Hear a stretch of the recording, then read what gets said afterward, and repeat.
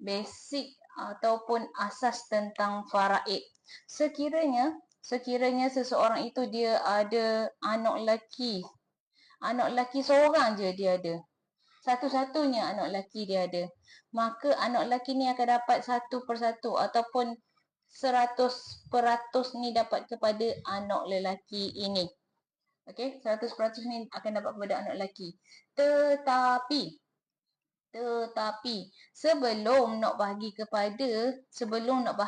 kepada anak lelaki ni, first kali kena selesaikan kos pengebumian. Boleh ambil daripada harta pusaka si mati. Contohnya lah 2,000 ataupun 3,000 kos pengebumian. Boleh tolak daripada harta pusaka. Saya adalah orang Terengganu. Kalau dengar logat-logat Terengganu tu, memang saya pure Terengganu lah. Mak saya orang Duyung, Pulau Duyung, dan ayah saya orang Besut.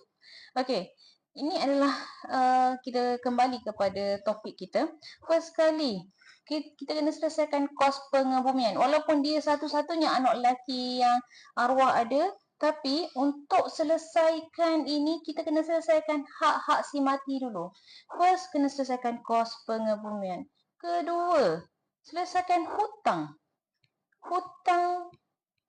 arwah. Hutang dengan Allah, hutang dengan manusia. Kena selesaikan dulu. Kena selesaikan dulu sebelum nak bagi-bagi faraid ni, kena selesai hak ni dulu. Kan kita selalu dengar, kita sok-sok dengar, sebelum kita bersurai, saya sebagai anak kepada arwah, sekiranya arwah ada berhutang dengan sesiapa, bolehlah tuntut dengan saya. Itu adalah untuk tuntutan hutang arwah. Jadi hutang dengan Allah ni contohnya dia dok dang nak buat haji. Dia dok dang nak pergi haji.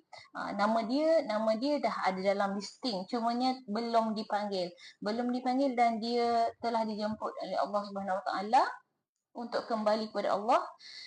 Maka dia tak dah nak buat haji. Haji tu adalah rukun Islam yang kelima. Jadi dok nak buat haji tapi dia ada duit, dia ada kemampuan, dia ada kudrat tapi dok nak buat, maka itu dikira hutang arwah kepada Allah. Yang kedua contohnya fidyah. Contohlah macam saya sendiri, saya lahirkan anak saya yang kedua, Yusuf Ar-Ramadan, pada 1 Ramadan. Contoh. Tapi Alhamdulillah Allah dah bagi kekuatan untuk saya ganti 30 hari puasa Ramadan tu dari tahun dia lahir 2015. Anak saya yang kedua lahir 2015. Jadi sekiranya seseorang itu belum, seseorang tu lahirkan anak dia pada 1 Ramadan, lepas tu dia meninggal dunia, dia dok dang nak ganti, maka itu dikira fidyah. Fidyah tu adalah dok dang nak ganti puasa tu, dia dah meninggal dunia. Maka yang itu kena pergi rujuk kepada mufti untuk bayar berapa cupok, berapa RM yang kena ganti sebab dia tinggalkan puasa yang belum diganti itu. Okey, seterusnya adalah contohnya lah dia nazar. Dia kata kalau anak saya boleh masuk matrik, anak saya boleh masuk asasi, anak saya boleh masuk UPU contoh kan. Baru-baru ni kan baru dapat keputusan untuk masuk universiti kan. Bila boleh masuk tu, saya nak sembelih lembu seekor pada hari raya korban ni.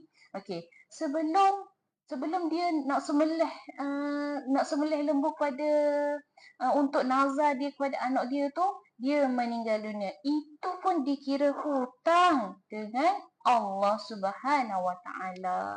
Maka waris-waris dia yang tahu kena ganti dulu, kena bayar dulu nazar, iaitu hutang kepada Allah ini. Itu adalah contoh-contoh hutang arwah kepada Allah. Okey. Seterusnya, ni hutang kepada manusia. Hutang kepada manusia ni termasuklah hutang dengan bank, hutang dengan ibu bapa, hutang dengan adik-beradik, hutang dengan institusi keuangan. Maka kena selesaikan hutang ini dahulu sebelum nak bagi faraid. Ni memang faraid kita tahu. Oh, anak lelaki semua memang yang dapat semua. Satu persatu, 100 patuh. Tapi kena buat ni dulu. Kena selesaikan hak ni dulu. Okey. Seterusnya adalah kalau ada tuntutan harta sepencarian. Tuntutan harta sepencarian. Contohnya, contohlah. Si mati ni lelaki, dia ada isteri, tetapi isteri tu dia dah bercerai dahulu. Bila dah bercerai dulu, dia tak akan dapat faraid. Isteri tu tak akan dapat faraid kalau dah lebih daripada 3 bulan tu, dah lebih daripada kita kata apa, iddah. Dah lebih daripada iddah tu, dah tak ada, dah tak boleh tuntut faraid, tetapi dia boleh tuntut harta sepencarian kalau untuk suami ataupun isteri. Kalau ada tuntutan, kita kena selesaikan yang ini dahulu. Okey, yang keempat adalah wasiat. Wasiat kepada bukan waris. Okey. Contohnya, dia kata, saya ingin berwasiat kepada madrasah. Saya ingin berwasiat kepada anak-anak yatim. Saya ingin berwasiat kepada orang-orang susah sebanyak 10,000. Contoh, dia tinggal 30,000. Okey, saya buat contoh kat sini. Ini untuk wasiat. Wasiat. Dia ada, dia nak wasiat 10,000. Dia ada 30,000. Bermakna ni adalah sama dengan 1/3. 1/3 ini dibenarkan di dalam Islam.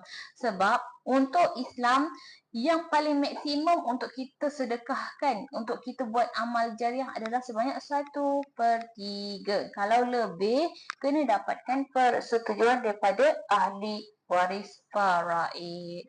Okey, seterusnya yang kelima. Barulah pembahagian faraid.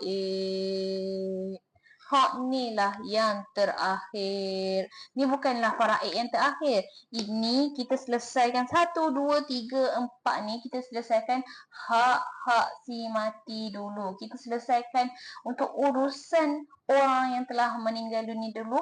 Barulah kita buat untuk anak lelaki ini. Kita bahagikan bahagian faraid kepada anak lelaki ini. Sebab dia seorang memang dia dapat semua 100%. Contohnya lah, bila kita tolak-tolak, contohnya lah, harta ayah dia ada 1 juta. 1 juta tolak semua ni, tolak.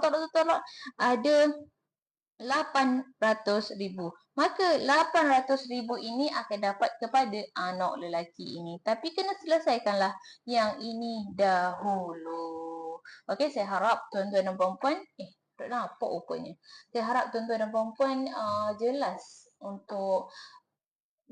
untuk saya punya penerangan mengenai bila ada anak lelaki ni, memang anak lelaki ni akan dapat 1/1. Tapi kena selesaikan untuk urusan arwah ini dahulu. Pertama, kos pengebumian. Kedua, hutang-hutang arwah. Yang ketiga, tuntutan harta sepencarian.